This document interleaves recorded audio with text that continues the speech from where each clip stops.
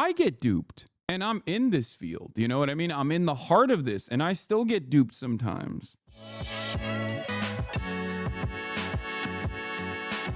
But anyway, let's get started on this. Twitch CEO explains how they deal with high-profile bans after Hasan's suspension. Twitch CEO has admitted it's tricky at times when it comes to banning streamers, and has also lifted the lid as to whether he has the power to suspend channels. Twitch bans have been a hot topic within the live streaming community. Streamers have called on Amazon-owned platform, blah, blah, blah, blah, blah. Speaking to Business Insider's Peter Kafka for his channel's podcast, Clancy revealed that some bans are tricky to do. On a VOD platform like YouTube, you can edit something or take something down. It's hard to sit there and talk for 6 hours straight and not step over the line, he said. It's 6 to 8 hours trying to make sure you don't step over the line. So it's the fact that sometimes people step over the line and you can't just edit it as you would on a VOD platform. I don't think it's contentious. It's just tricky for both them and us to make sure. Look, we keep it within the guidelines. So we have to see when somebody steps over the line and do something to make sure they don't step over the line consistently. That's a pretty good approach to it, I think. Obviously, people will not take this seriously because they've already made up their minds on Dan Clancy specifically and also Twitch specifically. I will say, like, regardless of my criticisms of Twitch or my immediate criticisms of Dan Clancy, I think that, like, for example, I don't like that he streams so much, okay? That's one thing that that's my own personal opinion. You might not agree with it, right? I'm not, like, the biggest fan of that because I feel like you're opening yourself up to a lot of attacks in general, right? And yet him doing streams, unironically, I think, allows him to get a better understanding of the product and the content creators themselves and like what they go through. Does that make sense? Like, there are some issues as far as like the app, you know, the Twitch app is like kind of garbanzo and they're trying to fix it. But Ford CEO also drives a Ford. No, Ford CEO literally does not drive a Ford exclusively any longer. He's now driving a Yangwang, I think. But yeah, as a CEO, it's still good to understand like the service that the platform is providing. The Twitch boss also noted that he personally does not decide on anyone's ban, be it hand one out or lift an existing suspension. We have a team that does that. It's not automated. I'll be aware of their decision for certain high-profile streamers, but it's not my decision because the whole point is to keep some degree of separation. That came off the back of being asked about HasanAbi's recent 24-hour ban. It also was revealed by Twitch streamer Amaranth that Clancy did, however, get a shadow ban on her channel lifted. So they asked him about me getting hit with the 24-hour one. Yeah.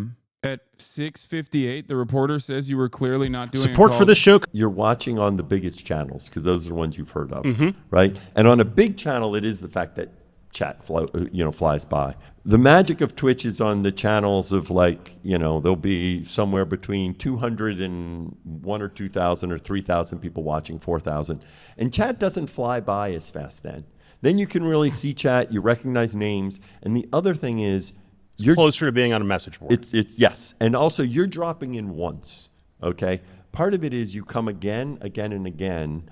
And the analogy I often use, now I'm playing to my own generation, is back to the TV show Cheers.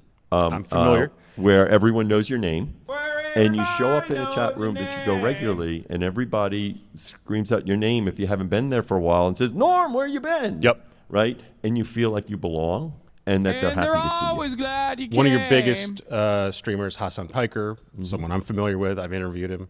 He's got a caustic edge to him. Yep. He was recently suspended on Twitch. That's cool. He was making. That's a cool way to. Damn. He said I got a caustic edge to me. I like that. Damn. Journalism is not dead, folks. But he's making a metaphor. He was suspended. Apparently, he's been suspended multiple times. First of all, how does that work? How do you get suspended at Twitch? Do you get? Damn, I can't believe an adult journalist in the media who has spent a good deal of time studying communication, using language, covering the news, did not have the same exact attitude as like a Libs of TikTok or a Asmongold on this issue. But of course, those are the guys who are gay and woke and wrong, and the based patriots are the dudes who don't leave their homes with YouTube channels. And it's not just Asmongold. I'm talking about like the way that a lot of Americans approach this issue nowadays, and their media consumption is like, no, every single person that's a nerd is wrong.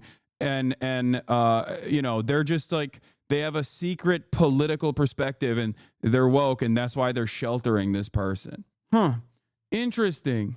Are you actually surprised though? You apologized and admitted the words were hyperbolic? No, I was never surprised for being banned. I'm just showing you that like people do understand the difference. Like they're, especially adults, there are still adults out there, because I think the more we look at just like right-wing commentary online and how much that has devolved throughout time, we get a false notion that, or a false sense of reality that like everyone is incredibly stupid, right? And I don't think that's the case. I think that there are still intelligent people out there, and you can't lose sight of that. You can't forget that there are normal humans out there who also look to like Elon Musk and don't immediately rush to defend him.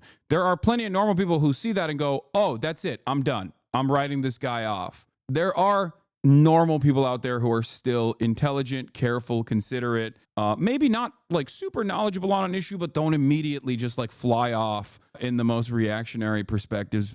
That's what it is, right? We need to remember that. We need to remember that there are people like this in the media. There are people like this all around us. And I think I sometimes lose sight of that because I've read too much Asmongold comments, you know what I mean? Like Asmongold YouTube comment section. And I think when you stare into that darkness for an extended period of time, you end up developing a false interpretation of like what our fellow citizens are like. Not to say that there aren't truly people like that, and those numbers are growing, especially online, where there's just like an incredible amount. There's a definite like crisis of intellect, a crisis of critical thinking, a crisis of nuance in this country, for sure. But I do think, you know, it's not as severe as we think it is. It's a timeout, so think of it like that, right? And all it is try to make sure people stay within the guardrails, right? And so the idea, of course, is,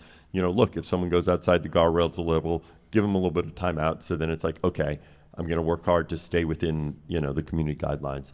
And we have a team that does that. It's not automated. You know, I'll be aware of their decisions for certain high profiles, but it's not my decision, because the whole point is to keep some degree of separation, right? Where they're trying to make what is a consistent decision on the platform. And it seems like it's an ongoing theme for many of your big name folks, that they constantly are sort of, not constantly, but often are pushing the limits, getting in trouble, getting booted, getting reinstated. And then there also seems to be sometimes a question of, did the streamer say something? Was it one of his fans saying something? Was it someone off camera saying something? How do you? Yeah, I think it's like Twitch still as a medium is somewhat new, right?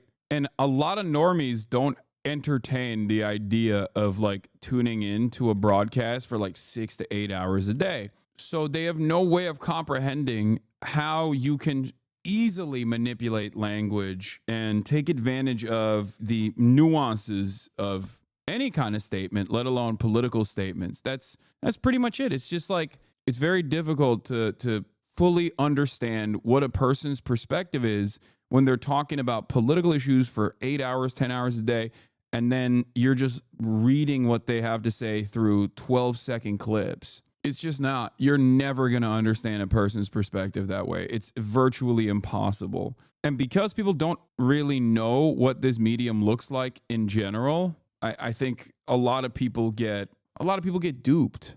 I get duped. And I'm in this field, you know what I mean? I'm in the heart of this, and I still get duped sometimes.